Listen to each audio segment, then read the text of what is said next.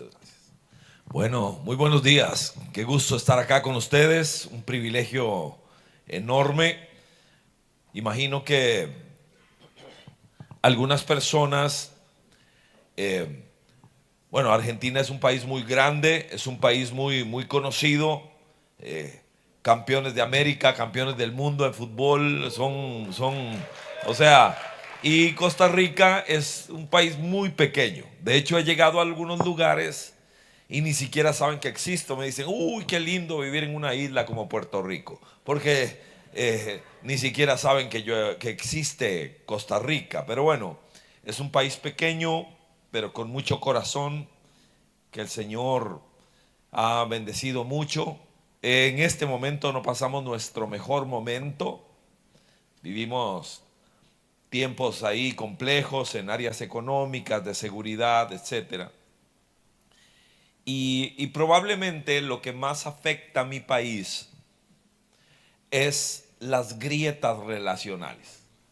Tenemos un tiempo muy ácido político donde los rencores son implacables. Oír a un político de mi país hablando de otro es venenoso, terrible. Y uno podría decir, bueno, así son las cosas. No es así en el reino. En el reino de Dios hay una palabra que es fundamental, y al estar con líderes quiero hablar de ella. Quiero hablar de lo que es el perdón. Si tuviera que ponerle un nombre a esta reflexión, le llamaría una anatomía del perdón. Y lo considero fundamental para la salud de las personas, de las familias y de las iglesias, y por supuesto de un país. Pero inicia en el corazón nuestro. Así que quisiera abordar el tema del perdón, hacerlo en el capítulo 18 de Mateo. Ahí es donde quiero trabajar, y quisiera tratar de reflexionar un poco en la pregunta que lanza Pedro.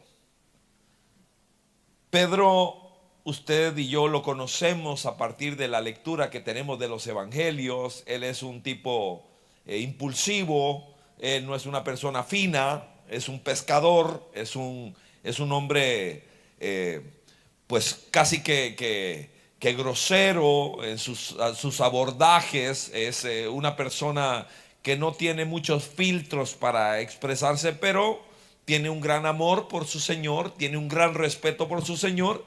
Sí sabemos que los pescadores de la época eran personas, llamemos machistas, eran mal hablados, eran personas no muy cordiales, eran un poco rudos, es la palabra. Pedro no es un pensador, Pedro no es un filósofo. Ese no es el modelo de Pedro. Pedro no es una persona que se sienta a lanzar preguntas al aire si no tienen un arraigo importante en su corazón.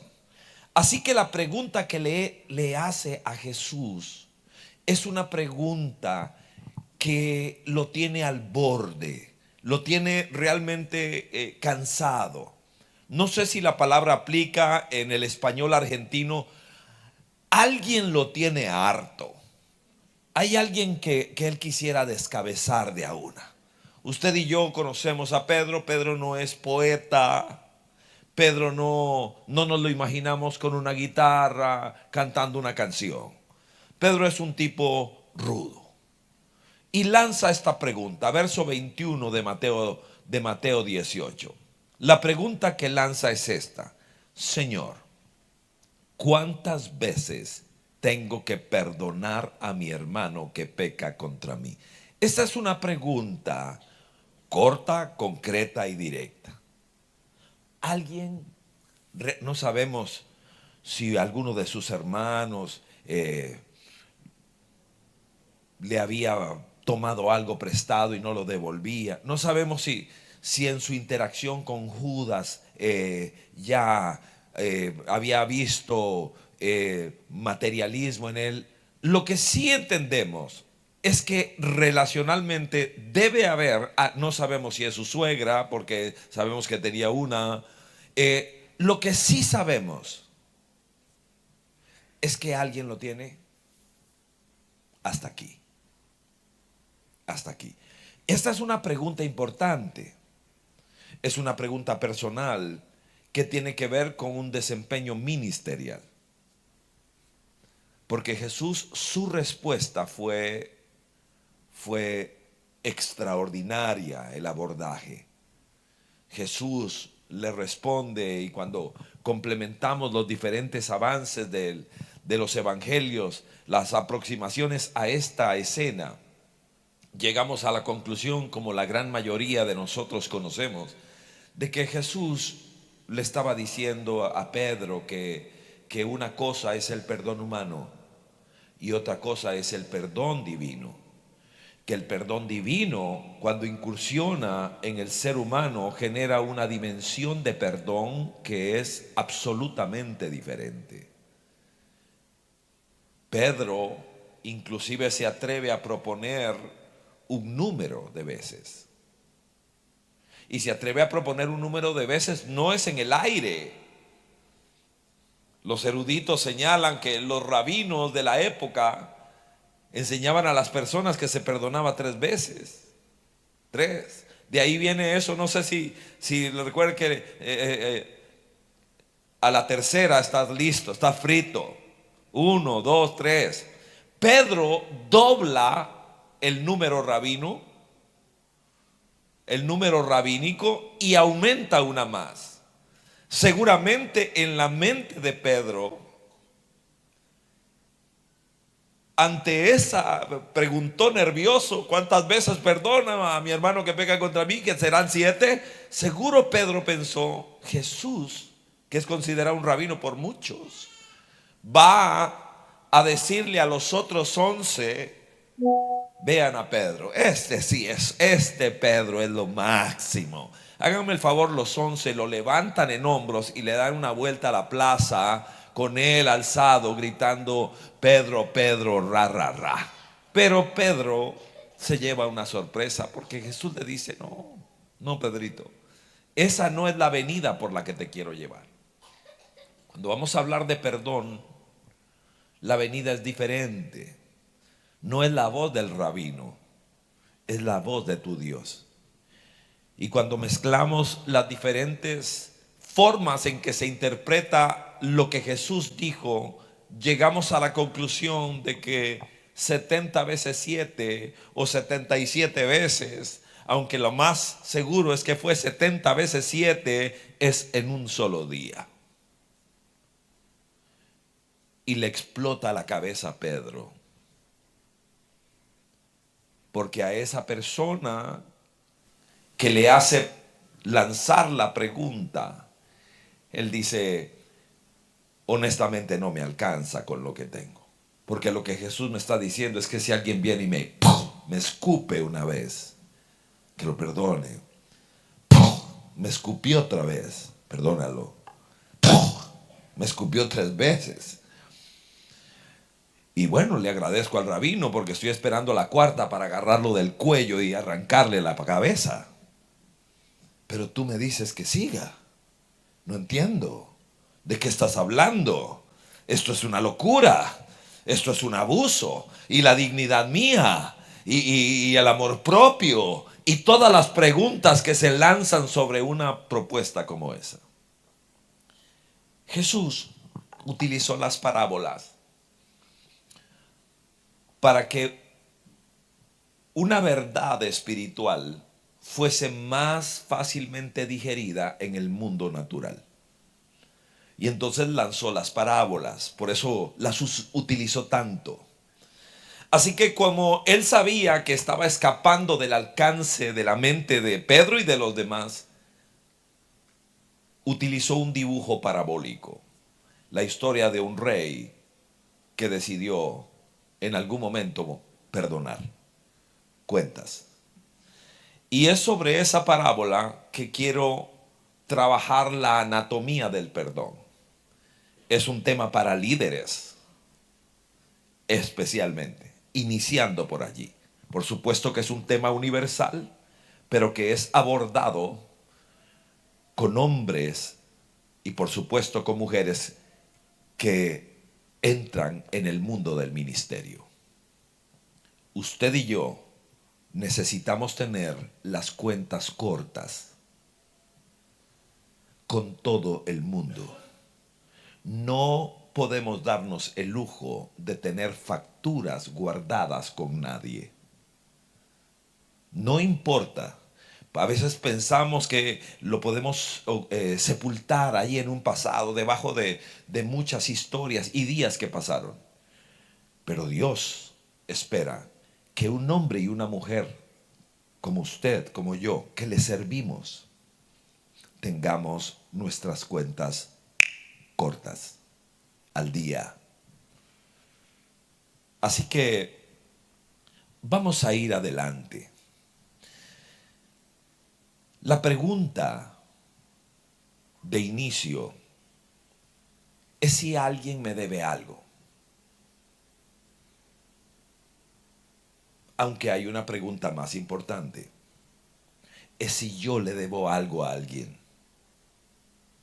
Porque normalmente en nuestro síndrome protector interno, nosotros somos los buenos de la película, pero eso no es cierto siempre. La pregunta, a partir de la parábola que Jesús dibuja, y la vamos a ver en algún detalle, es si yo le debo algo a alguien. Es tan serio que Jesús dijo que si vengo aquí a dejar mi ofrenda al altar, ¿recuerdas? Y ahí me acuerdo que alguien me debe algo, que yo le debo algo a alguien, que alguien tiene algo contra mí. Déjalo ahí, dijo, y vete. Jesús quiere, nuestro Señor quiere, en beneficio del proyecto ministerial que tiene para nosotros, que nuestras cuentas sean cortas, al día. Y hay algunas cosas que tenemos que hacer. Así que vamos adelante recordando que el rencor básicamente es tomar veneno esperando que le haga daño a otra persona. Esa es una forma de ver el veneno del rencor. Odio como un mecanismo de defensa. Así que voy adelante. Hablo de algunas letras de la parábola mientras vamos hacia adelante. Primer concepto que quiero compartir es: el perdón es en sí mismo una decisión. En primer lugar, el perdón es una decisión. Lo quiero subrayar porque así lo planteó Jesús en su dibujo parabólico. El perdón no debe depender de la emoción, porque cuando nosotros resentimos algo no tenemos ganas de perdonar. Yo no quiero, no me es natural perdonar. Así que llega a nivel de orden de parte de Dios. El perdón es una decisión. Lo que dice el verso 23 en el dibujo de la parábola que Jesús plantea es que un rey en determinado momento decidió, y aquí lo cito, verso 23, ajustar cuentas. Es una decisión. Jesús dijo de un momento a otro: me tocó, ahora tengo que ajustar cuentas. ¿Quién me debe algo? ¿Le debo algo a alguien? Tengo que ajustar cuentas. Nosotros, por la velocidad de la vida familiar, la velocidad de la vida natural, trabajo, estudio, etcétera, la velocidad de la vida ministerial, quisiéramos encoger los hombros y no enfrentar el desafío de hacernos esta pregunta: ¿alguien me debe algo? ¿Yo le debo algo a alguien? ¿Hay una cuenta pendiente? Esa es una pregunta que por ningún lado podríamos dejarnos de hacerla. De hecho, espero que en este ejercicio nosotros podamos responderla con valor. Jesús desea que el perdón se convierta en una actitud. Ese número que dio no es para que yo cuente los salivazos que alguien me lanza. Ese número básicamente está allí para que yo entienda que es una actitud permanente, perdonadora en relación con lo que yo sé es el potencial de afección hacia mi persona, sea porque soy muy delicado o no, que debo tener en 360 grados. Que eso me va a permitir tener una mejor relación con Él, porque el Padre Nuestro, que hemos dicho 100,000 veces, dice, perdóname como perdono. Es tan fuerte que puede afectar mi relación entre el cielo y yo, porque no manejo bien las relaciones a mi alrededor. Jesús desea que el perdón se convierta en una actitud, en un estilo de vida, en una manera de reaccionar. Pedro ahora sabe que lo que su maestro le está diciendo es: tienes que mantener las cuentas al día. Tienes que mantener tus cuentas cortas. No dejes que un día se junte a otro día. Este es el espíritu que está detrás de esa frase: no permitas que el sol se ponga por encima de eso que te hirió, que te apuñaló el hígado, el alma. Y nosotros, es interesante, servidores de Dios, quienes estamos acá, podemos llegar a ser selectivos con algunas cosas. Hay mandatos de Él que quisiéramos, hay palabras que Él nos ha dado que quisiéramos esquivar de alguna manera. Porque hay alguien que no soporto ya, que no logro realmente encontrar el sendero. Así que podría tener la barrera del pensamiento: es que perdonarlo sería como premiarlo, es que me las tiene que pagar, es que hasta que se arrepienta. Y realmente vamos a abordar ahora el tema de la persona a quien Dios me manda a perdonar, pero que no tiene una actitud arrepentida del daño que me está causando. Vamos a hablar de eso. ¿Por qué? Porque usted y yo vivimos en el mismo planeta y sabemos cómo es. En primer lugar, el perdón es una decisión. En segundo lugar, según la parábola de Jesús, el perdón es un proceso. Inicia como una decisión, pero solo es posible en su desarrollo vivirlo de manera plena cuando yo entiendo que esa decisión requiere de un proceso. En la parábola que Jesús utilizó en el verso 26 aparece la palabra paciencia. Jesús dijo que el hombre a quien el rey llamó, bueno, este me debe la vida, me debe, ni vendiendo a su esposa, a sus hijos como esclavos, vendiendo el catre, los zapatos, puede siquiera pellizcar la deuda que tiene conmigo. Métalo a la cárcel. Aquel rogó, usted conoce la historia, me la ahorro porque estoy entre líderes que asumo, conocen esta historia. Y el hombre deudor de lo impagable dice: por favor, tenga, y utiliza la palabra paciencia.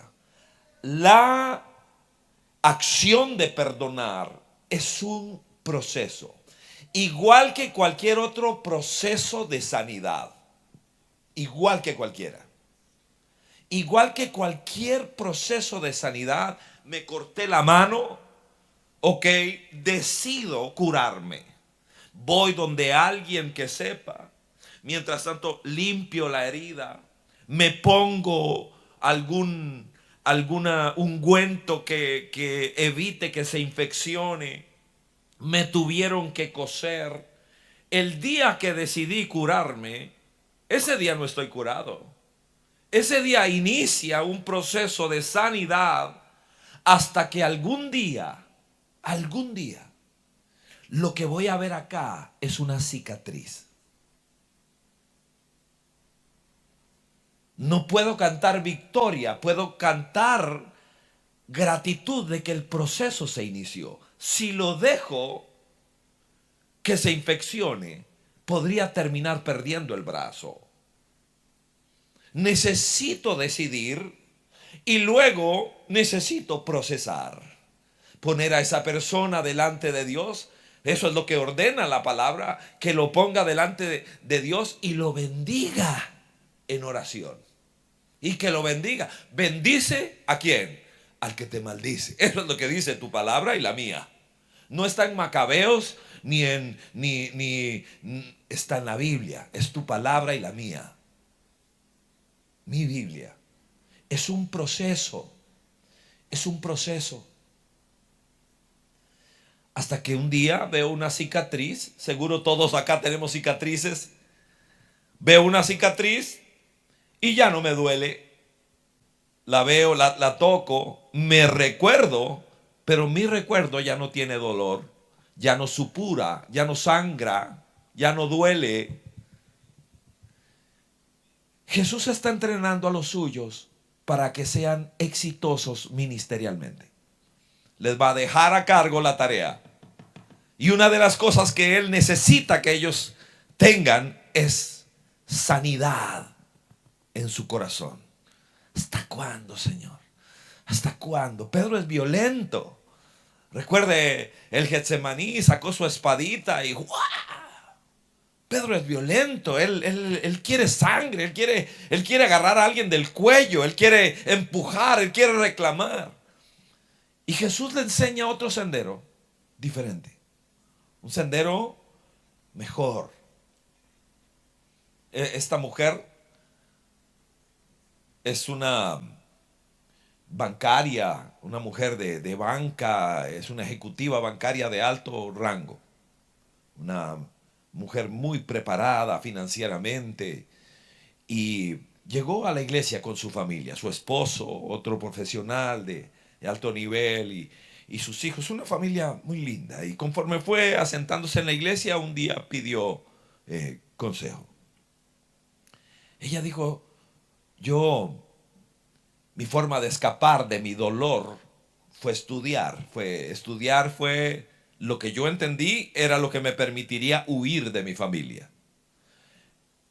Y nos decía a mi esposa, a mí, mi papá decidió que yo iba a ser su mujer desde que yo era pequeña. Y me abusó sexualmente de manera sistemática toda mi niñez y mi espacio de secundaria. Yo vivía horrorizada cuando oía los pasos en la noche y se abría mi puerta porque mi papá me abusaba. Cuando tuve la oportunidad de irme, me fui. Dediqué mi vida a estudiar y ahora estoy acá en la iglesia y le canto a Dios y hay una factura que no puedo. Es algo que no puedo. No sé cómo hacerlo porque odio a mi papá. ¿Sabe qué, pastor? Me dice, odio a mi mamá. Mi mamá sabía. Mi mamá sabía y nunca hizo nada. Odio a mi papá y odio a mi mamá. Ahora trato de tener un hogar bueno. Amo a mi esposo, amo a mis hijos.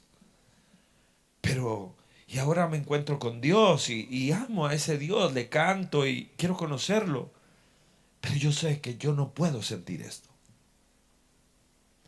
¿Qué hago, pastor?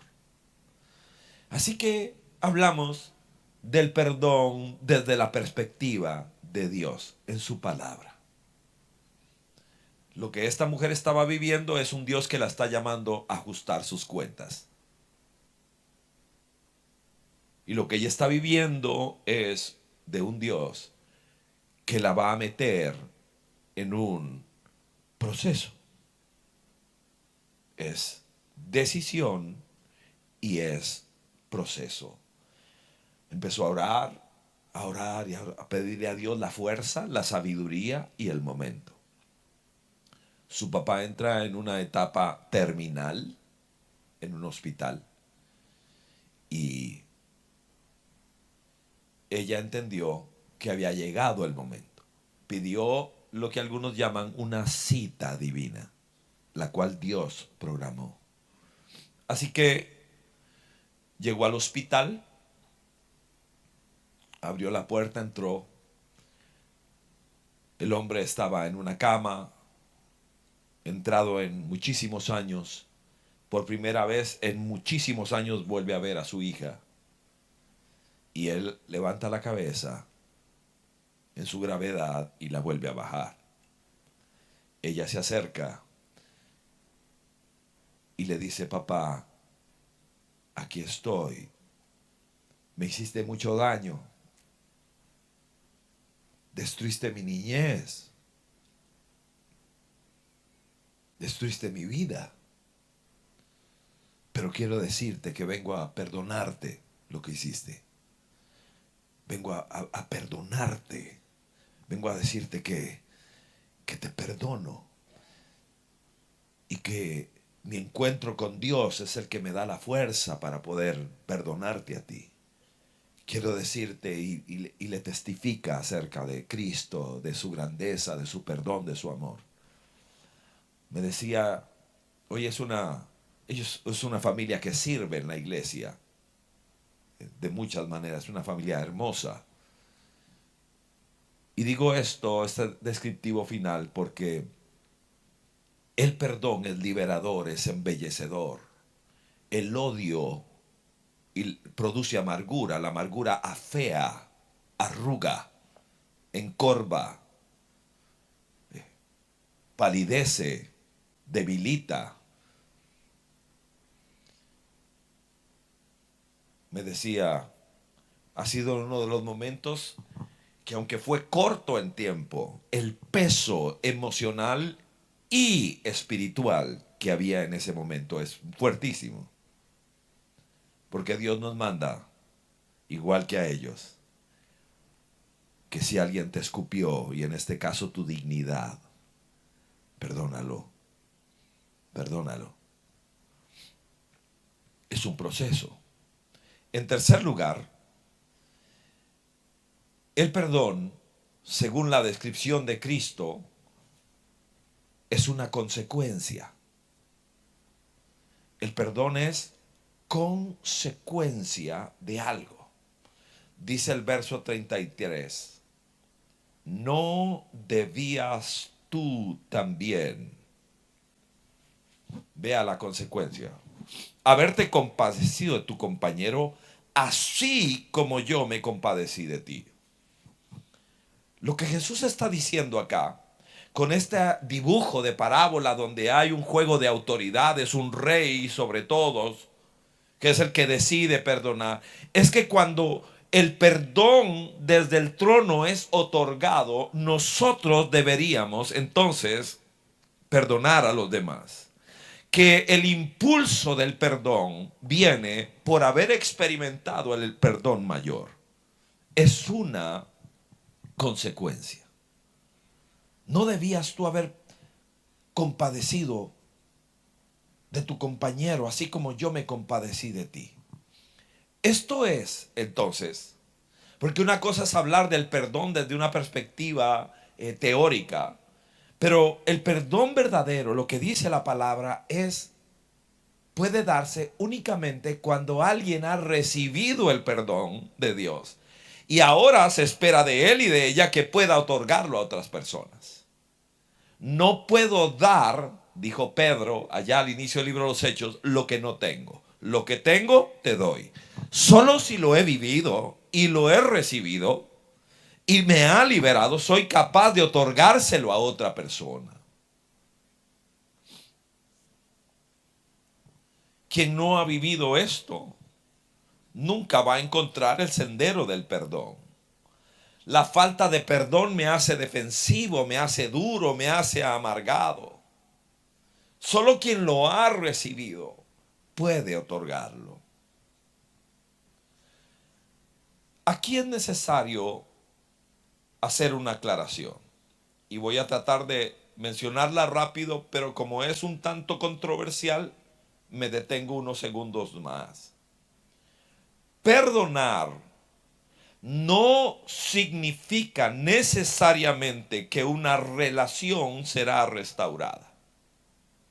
El perdón es obligatorio. La restauración relacional no lo es. Solo si esa persona que me escupe, y espero que entiendas que es solo una figura retórica de cualquier cosa que me esté pasando, solo si hay arrepentimiento puede haber esperanza de restauración relacional. Tengo un amigo pastor, casi lo perdemos en el ministerio porque su posición al respecto en un consejo a una mujer fue: perdónalo, perdónalo, perdónalo, ora mucho, él va a cambiar. Era un agresor, un día agredía y el otro también, agresor de sus hijos, y el pastor en su consejo: perdónelo, perdónelo. El consejo es correcto, perdón, pero hay una parte que no se contempló. Y la falta de arrepentimiento llevó a aquello a una tragedia. Ese hombre mató a su mujer, la mató. Fue un escándalo nacional cuando se supo que el consejo del pastor únicamente era: perdónelo y casi que aguante. No. Si no hay arrepentimiento, no debería haber restauración relacional. Antes eras la luna para mí, pero como no te arrepientes, ahora eres Saturno o Plutón allá. Vas a orbitar lejos donde no me hagas daño. Eso es necesario entenderlo. Así que el perdón no significa necesariamente que la relación será restaurada. Depende de si el ofensor se arrepiente. Los frutos hablan. ¿Qué es arrepentimiento? Decir: por mi madre que no lo vuelvo a hacer. No. Porque lo único que valen en algunos momentos son los hechos. Son las cosas concretas. No es por mi madre que no lo vuelvo a hacer. Esas son palabras. Y lo que Dios quiere son frutos dignos, dijo el Bautista, de alguien que se ha arrepentido. Biblia pura, Lucas 17:3 dice que perdona a tu hermano y si se arrepiente, dice: acércate a tu hermano y si se arrepiente, perdónalo. Y allí está la verdad de la que estamos hablando. Así que debo desarrollar el arte de reorbitar aquellas personas que por su toxicidad me afectan. Y entonces los pongo en una dimensión donde no me puedan dañar más. Porque Dios no espera que yo conviva eso. Obviamente esto siempre será ideal en el acompañamiento de nuestros pastores y pastoras que sabrán darnos luz al respecto. En algún momento, y perdóneme lo grosero del ejemplo, pero es de mi propia vida. A los 11 años empecé en una, es que cantina y bar para ustedes es otra cosa. En Costa Rica, cantina es el lugar donde venden licor a las personas.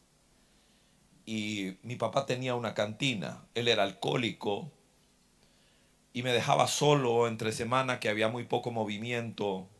Yo tenía solo 11 años y yo atendía la cantina de mi papá, limpiaba las mesas, el bar me tapaba eh, la, la, la mesa esta donde se sirve, me tapaba y yo servía los tragos a las pocas personas que llegaban entre semana, y él se iba a jugar pool, me dejaba solo. Y mientras yo limpiaba y aseaba un día, encontré revistas pornográficas. Y empecé a consumir las revistas que mi papá tenía para sus clientes. Me destruyó, empecé a consumir imágenes que un niño no debe ver. Me destruyó la mente. Mi papá es de esa escuela machista que decía que que para ser hombre tienes que inaugurarte con una prostituta, con una mujer. En su momento lo hizo siendo yo muy muchacho y lanzado a una vida de una sexualidad despierta desde muy joven, muy muchacho y adicto a la pornografía fuertemente. Y recuerdo que ya a mis 18 años tenía una vida muy promiscua, era una persona sin límites en esa área. Y recuerdo que con el paso del tiempo empecé una relación con una mujer casada. La gravedad no solo era esa. Yo siendo muy muchacho era del mismo barrio y esta chica ya era casada con un amigo, con un vecino, y lo cual fue terrible, terrible. Y como todo salió a la luz, quedé amenazado de muerte por ese muchacho. Me decía le decía a los amigos en común que donde me viera me mataba. El plan era que ella lo abandonara y que se viniera conmigo. Yo era muchacho, no llegaba a los 20 años y ya estaba metido en ese tipo de cosas, amenazado de muerte y con una relación con una mujer casada que tenía sus hijos y que suponíamos íbamos a ser una nueva familia. Y en esa coyuntura conozco a Jesucristo. Allí conozco al Señor Jesús. O el Señor me recoge, como quiera usted llamarlo, Él me encuentra y ahí empieza mi aventura de fe. Yo me arrodillo por vez primera dentro de mi cuarto y le pido al Señor. Viví una experiencia extraordinaria con Él, maravillosa, y me arrodillo en mi cuarto y le digo: Señor, si usted podría aceptar a alguien como yo. Normalmente los evangélicos oran al revés. Como fue un grupo carismático católico donde yo tuve mi primer encuentro, nadie me oró, nadie me dijo nada, nadie me explicó nada, nada más me dijeron lea la Biblia y yo empecé a leerla. Pero aquella primera noche me arrodillé y dije: ¿usted podría aceptar a alguien como yo? Que tengo una postal religiosa en la cabecera de la cama, pero debajo del colchón está lleno de revistas sucias. ¿Usted podría aceptar a alguien como yo, que circula por un barrio y he estado sentado en la misma mesa, donde hay una pareja que supone ser amigos míos, y estamos todos los del barrio y ella tiene una relación conmigo a escondidas? ¿Usted podría aceptar a alguien como yo, que soy un traidor, que soy una persona sin valores, soy a la luz de mis amigos, soy una basura? Y tienen razón. Fui extirpado de ese barrio como un asco para ellos. La pregunta es si usted sí aceptaría a alguien como yo. En ese momento no lo sabía. Hoy sí sé lo que él piensa. Que él vino a buscar lo que se había perdido. Que cuando alguien viene a él no lo echa fuera. Ahora sé que esa noche fue mi noche de aceptación, de encuentro con Jesucristo. Pero una vez que me puse de pie ahí, yo no tengo consejeros, no hay nadie que me diga nada, pero yo sé lo que tengo que hacer. Así que lo primero que hago es hacer una llamada. Hablo con esta dama y le digo: quiero que sepas, no puedo explicarlo bien porque no lo entiendo. Solo sé que Dios, me estoy encontrando con Dios y eso lo está cambiando todo. Quiero que sepas que nunca más vamos a volver a vernos. Porque hay decisiones que no deben esperar a mañana. Hay decisiones que se toman hoy. Jesús lo planteó de esta manera. Jesús dijo que si tu ojo te es ocasión de caer, sácatelo. Y dijo que si tu mano te es ocasión de caer, córtatela. Jesús no está hablando de mutilación pro santidad. Él está hablando de una palabra que solo se linkea con los musulmanes radicales. Es la radicalidad. Hay algunas cosas en las que hay que ser radical y se cortan hoy. Se cortan hoy, punto. Le dije y me dice, se reía, déjate de bromas. No estoy bromeando, no estoy bromeando. No me entiendes, estoy encontrándome con Dios y entiendo que hay decisiones que tengo que tomar. Esa fue la primera. La segunda fue más difícil. Fue ir a buscar a David. Tomé el carro, me fui, llegué a su casa, toqué la puerta, me moría de miedo. Un tipo violento. No era de amenazas baratas, era un tipo. Cuando él abre la puerta, nos quedamos viendo. Fue un momento muy duro, muy difícil. Se queda viéndome y le dije, David, sé que me andas buscando, que has ofrecido donde me veas y vengo a decirte, a ahorrarte el camino. No creo que hablara con la fuerza que estoy hablando aquí. Tenía miedo, estoy asustado, solo sé que tengo que obedecer. Y le explico, le digo a David, mira, yo no voy a intentar explicar lo que no entiendo. La forma en que lo puedo decir es que me estoy encontrando con el Señor, con Dios. Y, y sé que podría sonar barato, pero vengo a decirte que necesito pedirte perdón. No sé si puedas hacerlo, pero yo necesito pedirte perdón por lo que hice. Perdóname, perdóname. eh, Estoy intentando abrir un capítulo nuevo en mi vida de la mano de Dios y no podía empezar sin venir acá y decirte, perdóname, y después de decírtelo, liberarte, haz lo que quieras, aquí estoy, golpearme, no importa lo que sea, aquí estoy, yo voy a mantenerme con mis manos abajo. Él temblaba, le temblaba. Al final hubo un silencio demasiado extenso y nada más me despedí y me fui. Nunca más lo volví a ver. Muchos años después, me dijeron, ya ellos se divorciaron, eso lo cargué en el alma por mucho tiempo, pidiéndole a Dios que me perdonara. Eh, y un día me dicen que falleció David y muchos años después. Esto fue en el génesis de mi conversión, año 82, inicios, finales del 81, inicios del 82.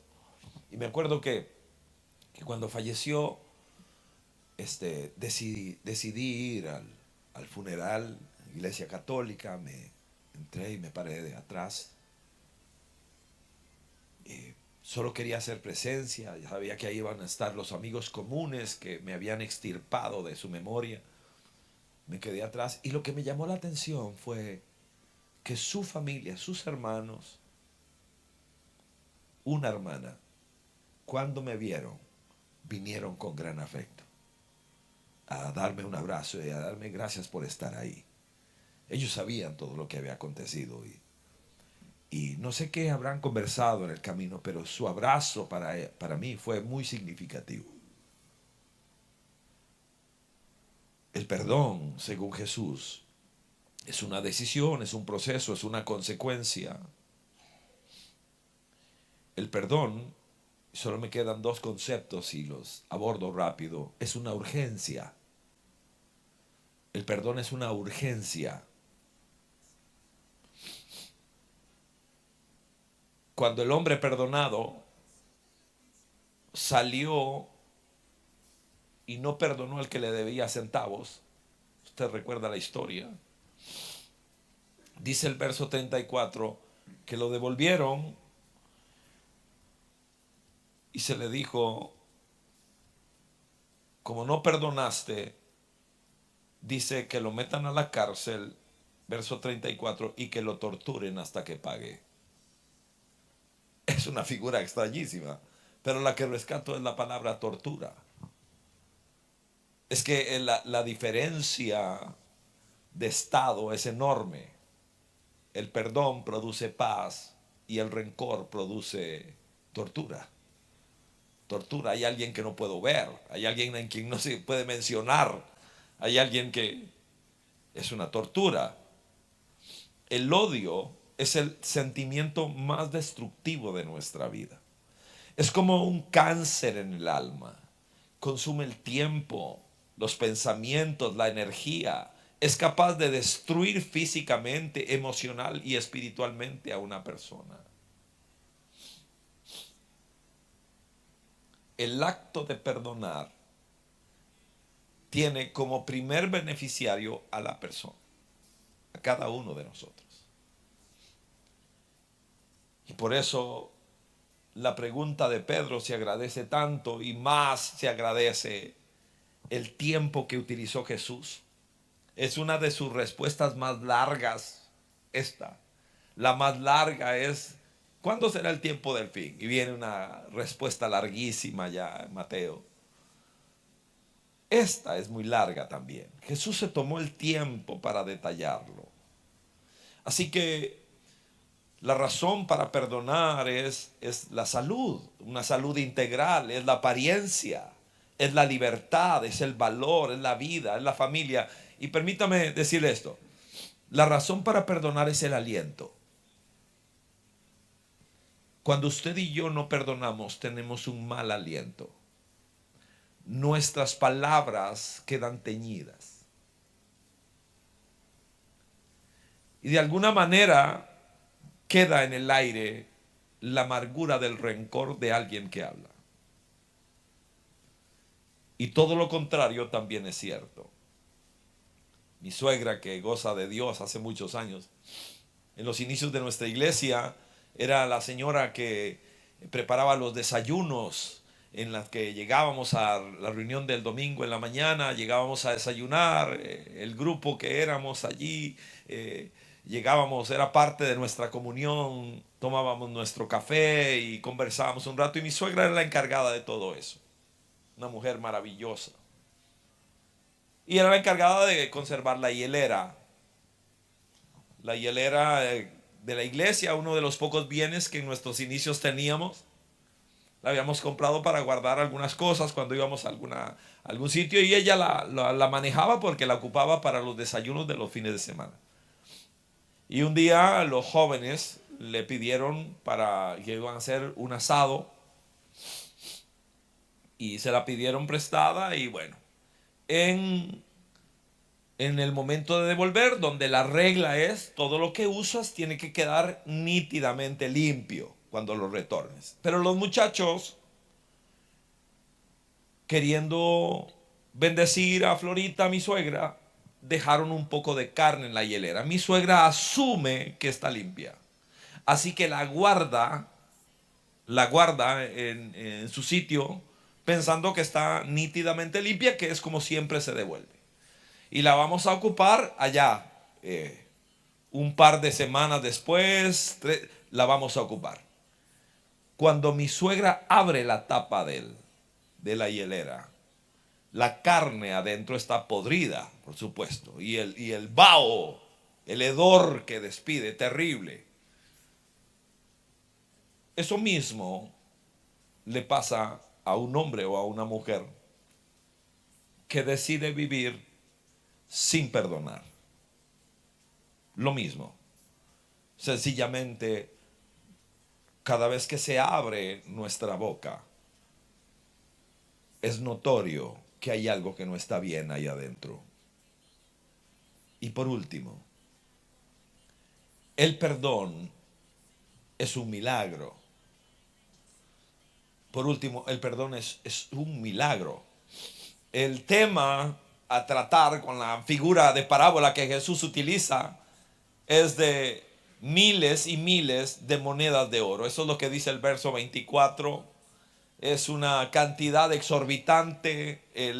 La intencionalidad de Jesús es que no hay nada que hacer, no hay ni siquiera trabajando toda la familia, 10 vidas, ustedes podrían pagar la deuda que tienen. No hay forma de pagarla. Es un milagro. El perdón es muy costoso, muy caro. Es imposible pagar la deuda.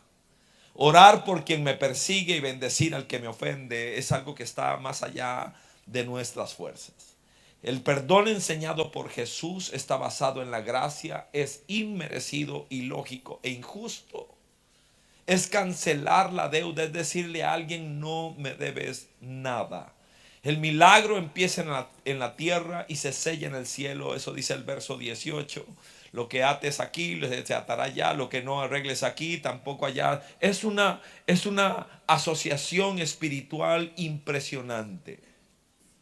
Así que nosotros no perdonamos porque no es natural. Necesito echar mano de lo sobrenatural porque no es justo. Tenemos un sentido de justicia que pide venganza y porque no es fácil. No es fácil para nada. Concluyo.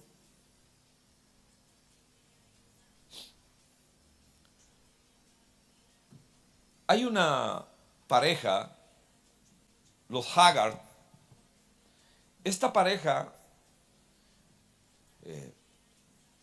ella se llama Gail y él se llama Ted Haggard. Estoy hablando de algo que ocurrió allá alrededor del 2006 y es público, por eso puedo leer esto porque publicaron las cartas. No es una infidencia. Ted Haggard era pastor de una de las iglesias más grandes en los Estados Unidos. Asistían a esa iglesia alrededor de 15,000 personas. Si no recuerdo mal, una recontra iglesia en cuanto a número gigantesca. No solo eso, sino que Haggard era el pastor de la gran cantidad de personas que conforman Enfoque a la Familia, Focus in the Family, allá en Colorado Springs.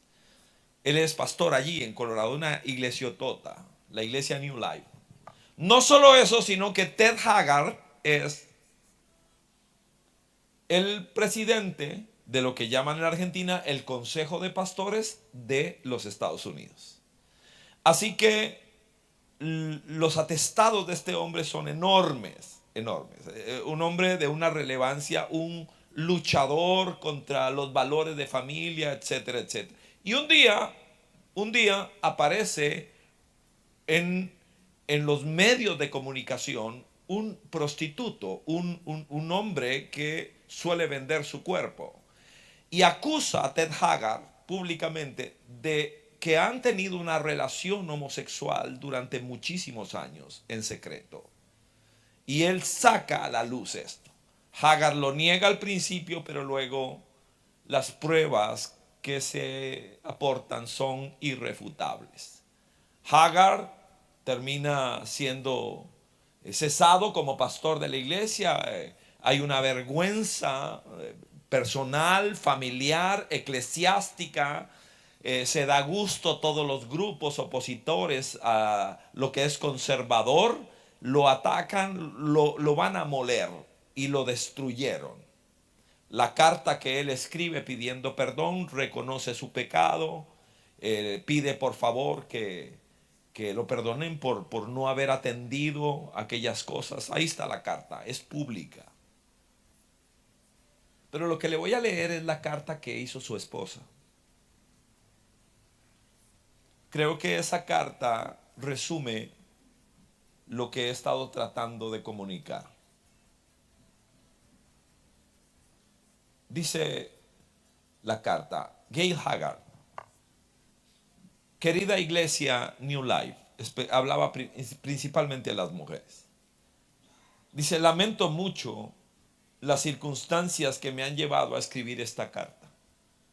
Sé que sus corazones están dolidos igual que el mío. Sin embargo, mi esperanza descansa firmemente en el Señor, que es para siempre fiel. Lo que quiero que sepan es que amo a mi esposo Ted Haggard con todo mi corazón. Estoy comprometida a él hasta que la muerte nos separe.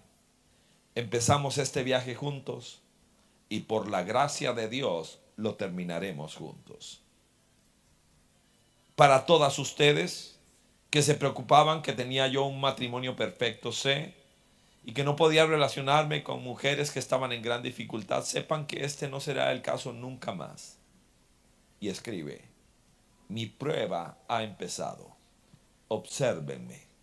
Trataré de mostrarme fiel. Él es la evidencia pública de que toda persona necesita un Salvador. Estamos agradecidos por sus oraciones por nuestra familia. Estarán por siempre en mi corazón. Le seguí la pista a Hagar desde entonces. Perdió su trabajo muy bien pagado, su renombre. Terminó viviendo en una casa rodante. Vivió en muchos sitios acompañado de su esposa.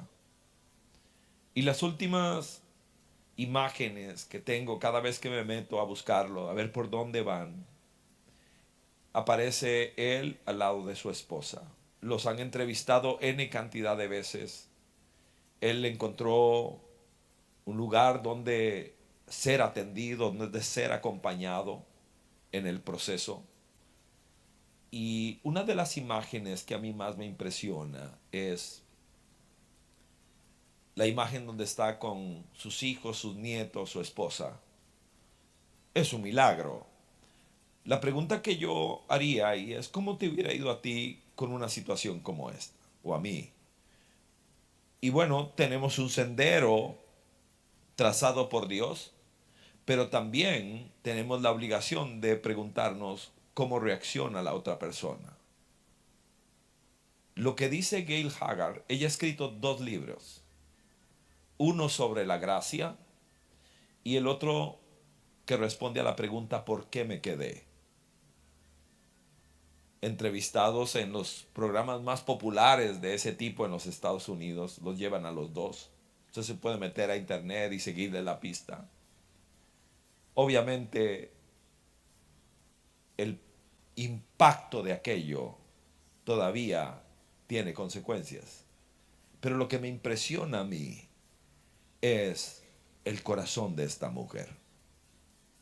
Porque por cosas como esta hay personas que se preguntan si debería seguir viviendo. Y encontró en su compañera de vida alguien que honró la gracia que estaba buscando. Extraordinario, sin palabras. Y Pedro preguntó: Señor, ¿hasta cuándo? ¿Hasta cuándo? Este planeta está conformado por hombres y mujeres rotas, todos nosotros, todos. Y tarde o temprano eso se manifiesta.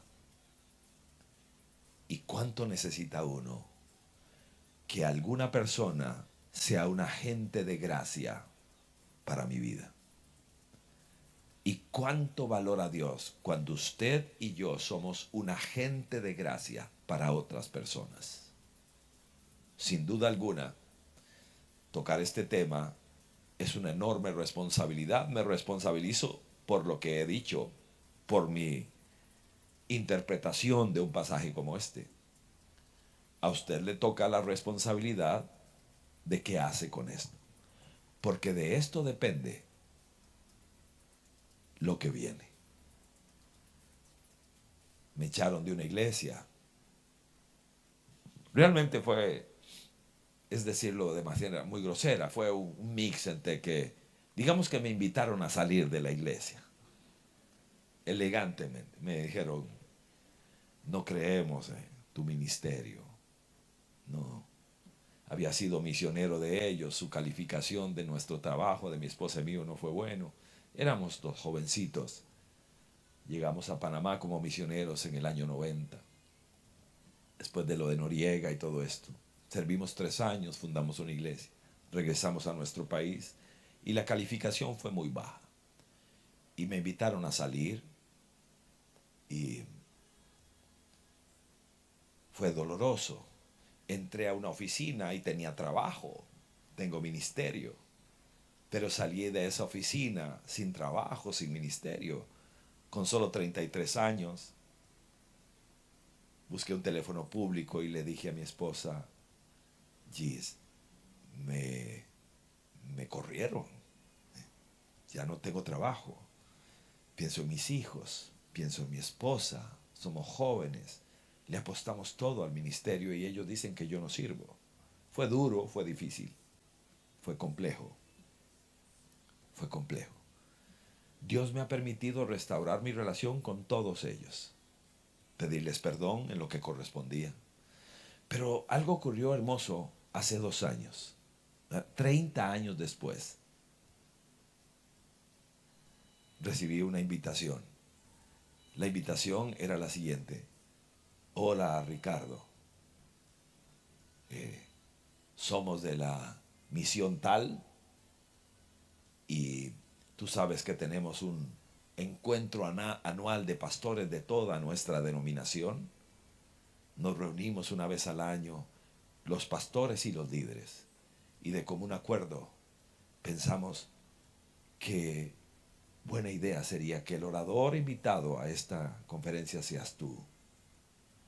Para mí fue tan.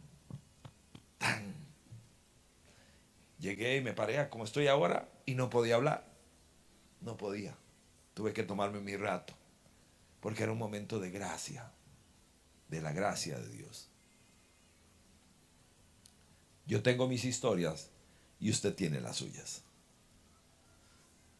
Que Dios nos ayude, ¿sí? Cierra tus ojos un momento, por favor. Señor, no sé por qué razón nos ha resultado a muchos de nosotros más atractivo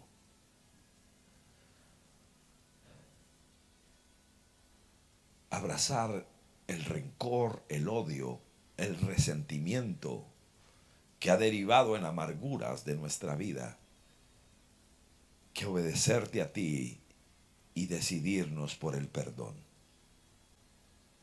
Romper facturas que hemos guardado por mucho tiempo en contra de algo o de alguien.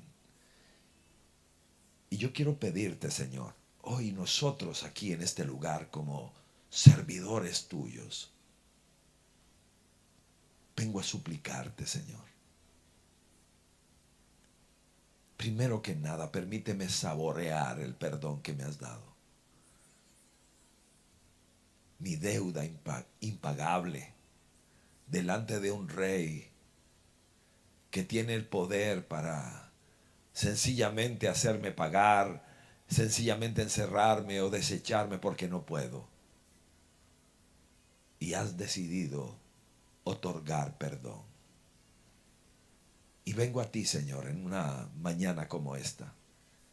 En primer lugar, agradecerte lo que has hecho. Saber que bajaste de tu trono y llegaste a esta tierra a pagar un precio muy alto. El Cordero de Dios que quita el pecado del mundo. ¿Qué puedo decir?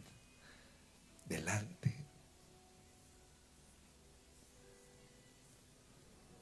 del Dios que me perdonó. Y normalmente me quedo ahí, pero es que acabo de abrir la Biblia con mi familia aquí en Tucumán, Señor, y me hace recordar cómo soy. Que he salido del trono de Dios perdonado para a las puertas nomás, a la vuelta de la esquina, agarrar a alguien del cuello porque me debe centavos. Y te quiero pedir perdón por eso.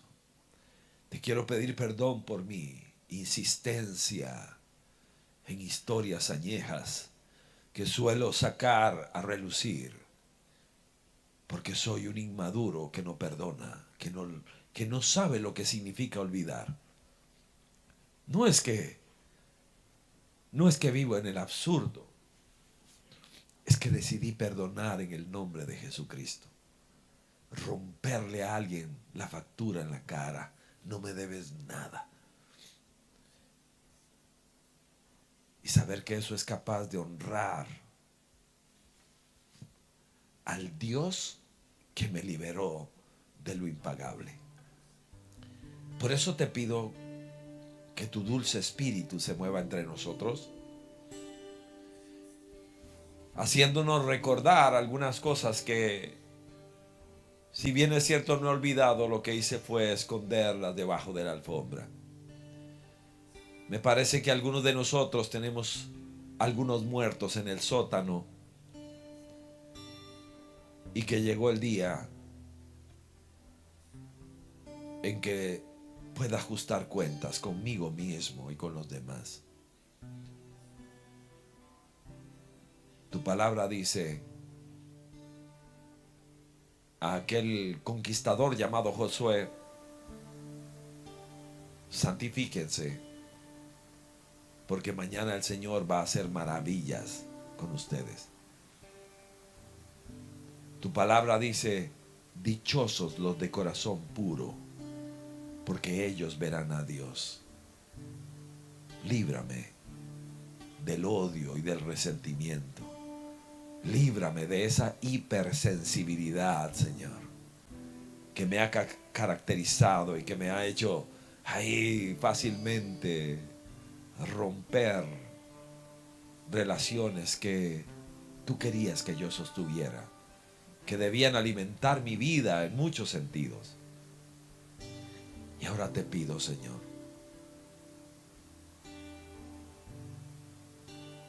permite que con el grupo con el que estoy, esta gente que me acompaña en la mesa, mis compañeros de camino, que podamos tener un tiempo, Señor, un tiempo en el que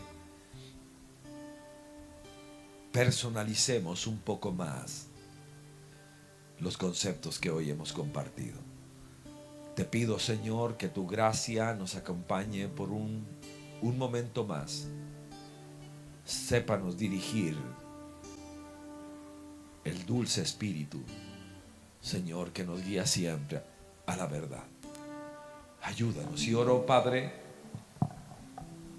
oro pidiendo, Señor, que este fin de semana que esperamos y anhelamos te honre, que estoy seguro que ha sacado sonrisa en tu boca, porque te agradan los esfuerzos que hacemos conjuntos para tener mayor, crecer en unidad, esa unidad que tú ya forjaste y que yo necesito descubrir cada día más y vivir cada día más. Te doy gracias por eso. Y ahora te ruego, Padre, permite que podamos tener un espacio juntos, guiados por tu Espíritu, con sabiduría, con gracia, con amor, con respeto. Y que podamos, Señor,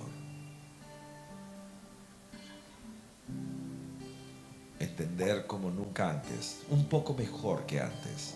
Esa es la frase. ¿Qué significa, Señor? ¿Qué hago con esto que siento en contra de alguien? ¿Qué hago? Ayúdame, Señor. Ayúdame. Ayúdame, Padre.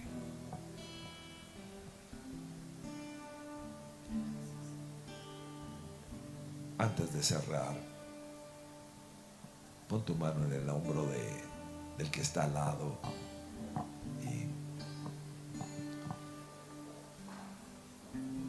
seguramente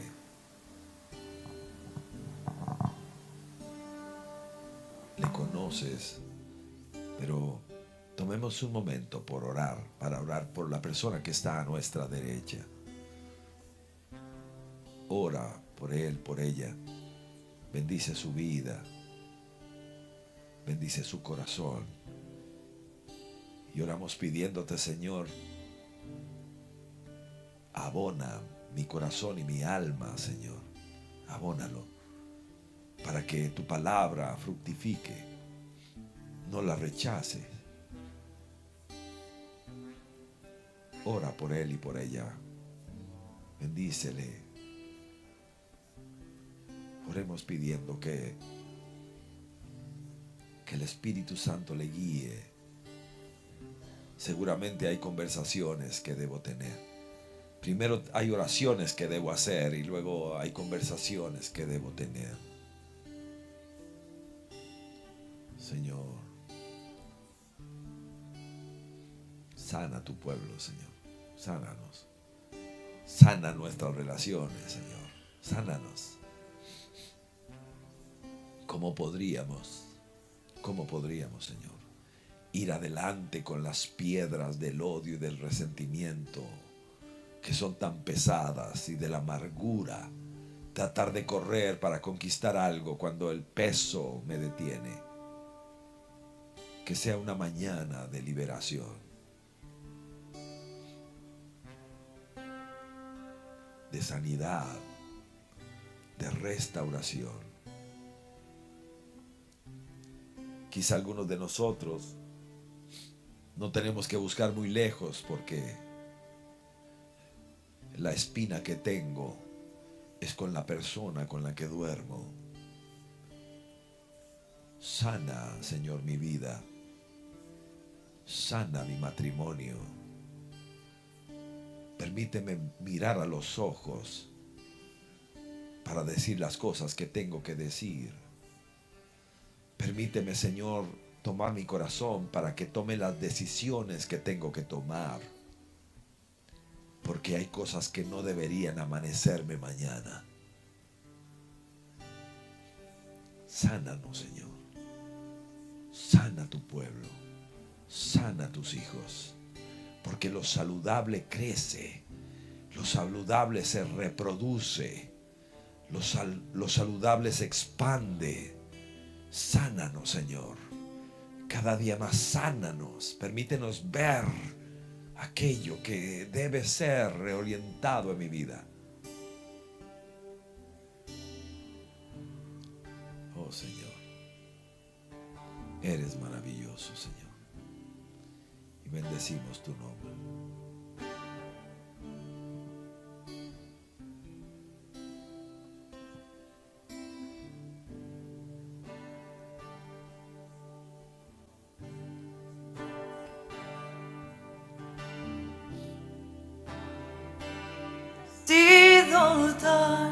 Tan fiel con mi ser, con cada aliento yo cantaré de la bondad de Dios. En mi vida ha sido bueno, en mi vida ha sido tan fiel.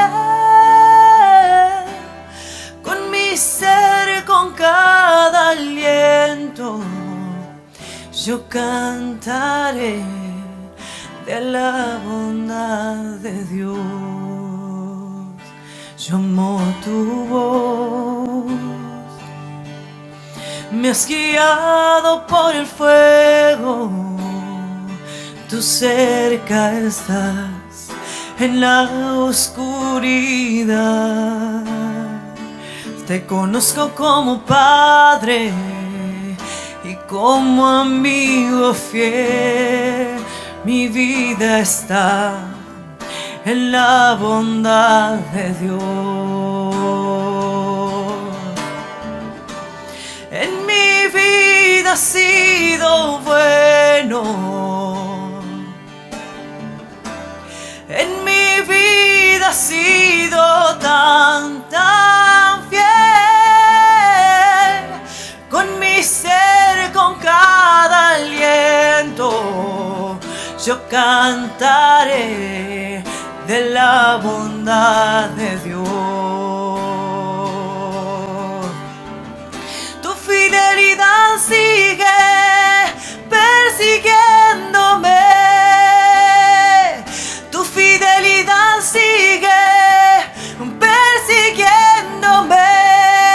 Todo lo que soy te lo entrego y a ti me rendiré. Tu fidelidad sigue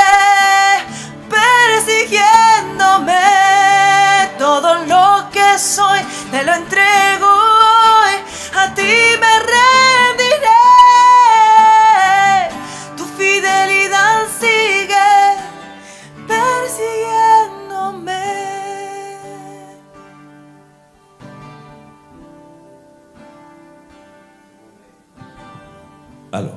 Según me instruyen, eh, deberíamos tener un tiempo en cada mesa para tal vez responder a la pregunta: ¿qué me dejo de esto? De lo que se ha hablado, se ha expuesto, ¿con qué me quedo? ¿Se valdría una palabra espontánea, espero corta, entre nosotros, que ninguno acapare pero sí contar alguna historia personal, algún consejo, algo? ¿Con qué me quedo de esto? Así que tomamos unos minutos, no sé cuánto, pero ahí sabrán detenernos.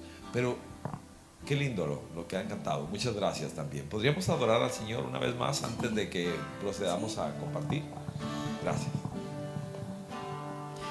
Te amo, Dios,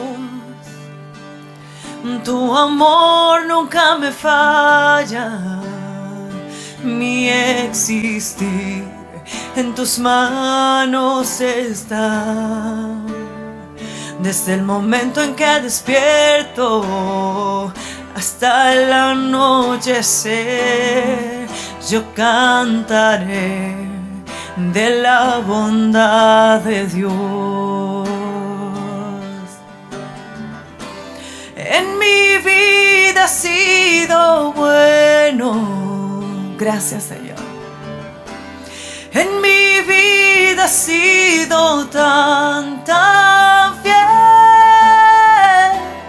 con mi ser, con cada aliento, yo cantaré de la bondad de Dios.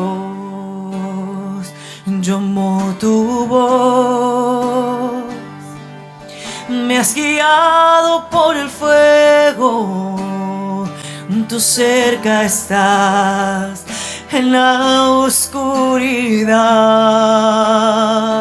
Te conozco como Padre y como amigo fiel. Mi vida está en la bondad de Dios. En mi vida ha sido bueno, en mi vida ha sido tan fiel, con mi ser, con cada aliento, yo cantaré de la bondad de Dios. Hermanos, en mi vida ha sido bueno.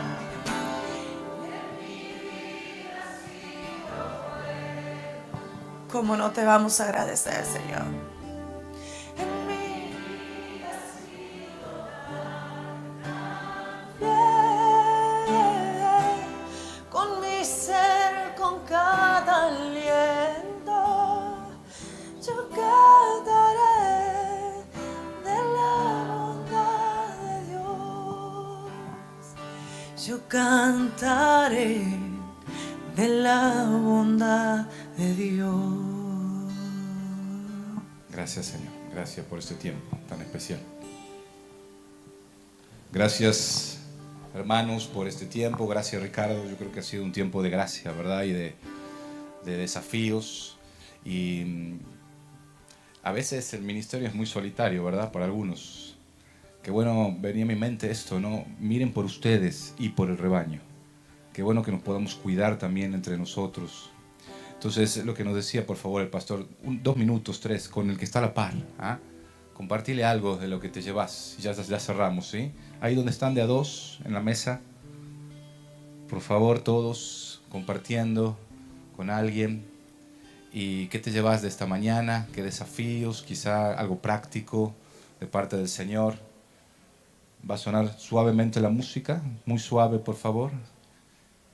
Y vamos a conversar ahí con algún hermano que te acompañe en oración, un compañero de milicia ahí contigo, por favor.